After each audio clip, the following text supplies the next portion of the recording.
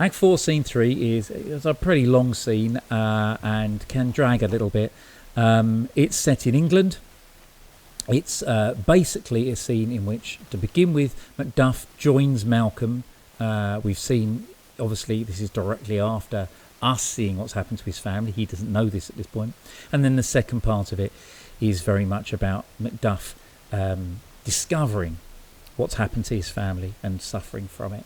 There's a small little bit in the middle, which we'll look at briefly in a second, about England. But to start with, let's consider this opening exchange between Malcolm and Macduff. Now, the key point is, first of all, let's notice that for the first time, I think, we have the reference of the phrase tyrant to go with Macbeth. Okay? Something that it becomes in Act 5, literally almost the only word that's ever used, the only name that's ever used for him. What's really going on here is that Malcolm isn't sure about Macduff joining him, points out how essentially he's not been hurt again.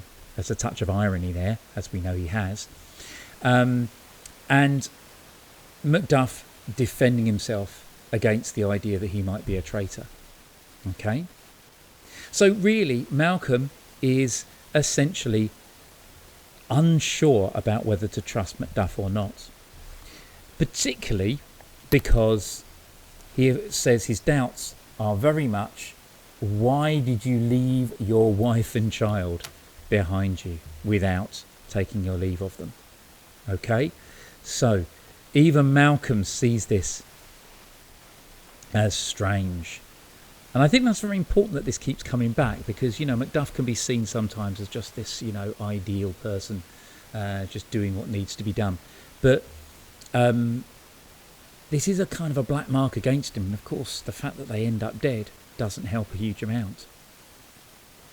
Macduff talks about the horrors that are going on behind, and starts to point out the awfulness of what's going on. And Malcolm is well aware of this.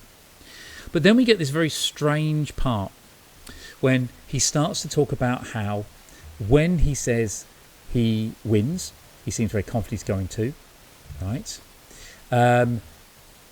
That his country, Scotland, will have more vices than it ever had before, and will suffer more by him that will succeed, by himself.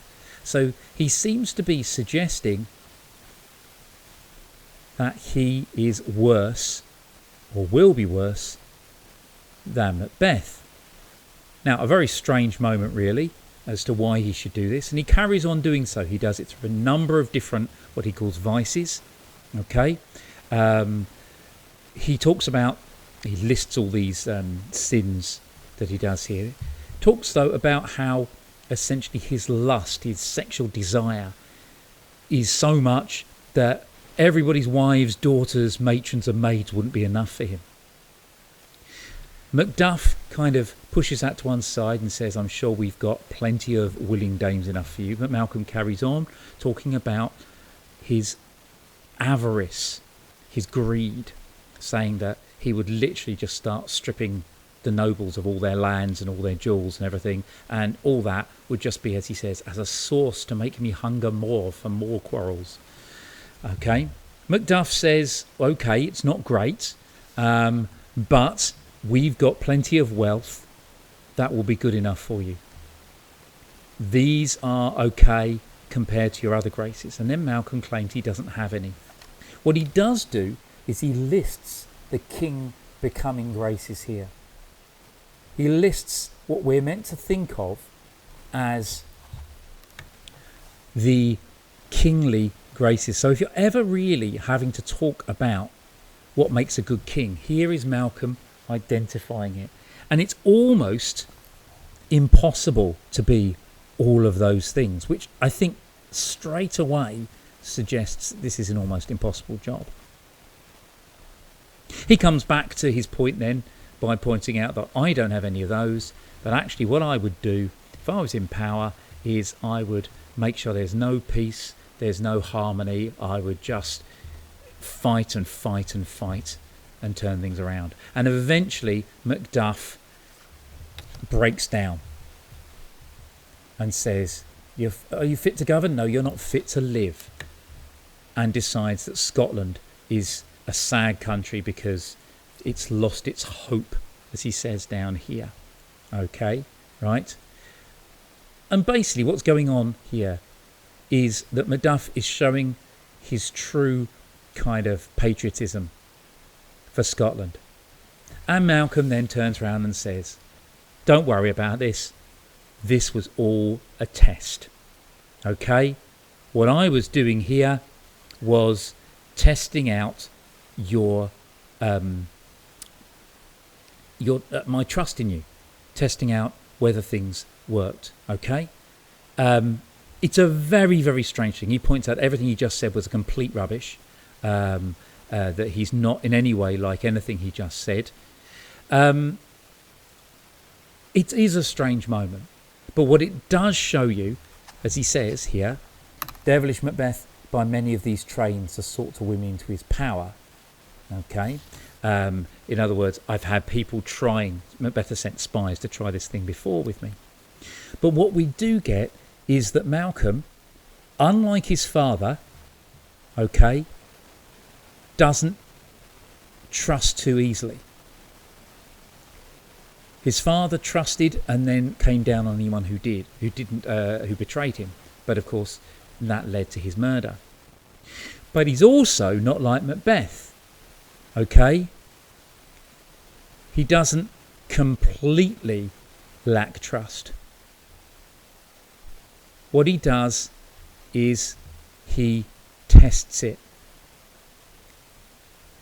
He's somewhere in between the two. And I think that's the point of it. Now we get this brief bit here then, where a doctor turns up, and we get a few small things here that are maybe worth noting about the English king, who apparently cures diseases with his touch. Okay, heaven has given his hands sanctity. Okay, in other words, essentially, he's presented, the English king is presented as almost saintly. The idea of miracles that he does, where he takes people who are really suffering and changes everything there. But he also has a heavenly gift and cures them. He also has a heavenly gift of prophecy at the same time. Maybe an example that the supernatural or supernatural forces can be good, quite possibly. Okay, now Ross once again bringing messages, and it's essentially obviously the awful message of what's happened. He takes an awful long time to get round to it, and then when Macduff asks about his wife, very strangely he says that they're well, playing around saying they were at peace when I left them. Obviously that's absolutely true, but why would you say that to him to give him the wrong impression? Okay, he kind of goes off on one to say how dreadful things are happening, and eventually comes back round to the idea of what he's got to say. Now Ross does seem to think that if he tells Macduff, Macduff will hate him forever for it. Maybe that's the point, but still I'm pretty sure I'd hate him more for hanging around. Anyway, he tells him eventually what's happened to them. Malcolm, we see his first react saying, my God, that's awful. Okay, but the key things in the reaction, I think, that are important for us here are, first of all, look at Malcolm. Let's make medicines of our great revenge to cure this deadly grief. Let's turn our grief into revenge. Malcolm is using this for his own ends. Right, okay, let's use this and let's go and kill him. Right, okay. He says again over the page here at the top, let this be the whetstone of your sword. A whetstone is, again, sharpening the sword. It's how you sharpen swords in those days. Okay, so again, he's basically suggesting, let grief convert to anger. Let's use this in revenge, using it his own way. But we also have this small thing of masculinity. Malcolm does say, when Macduff keeps going on about it, dispute it like a man. This idea of basically masculinity. Don't grieve, fight. That's essentially what he's saying, it seems it. But Macduff responds with the fact, I will do so, I will dispute it like a man, I'm going to do that, but I've also got to feel it as a man. Okay?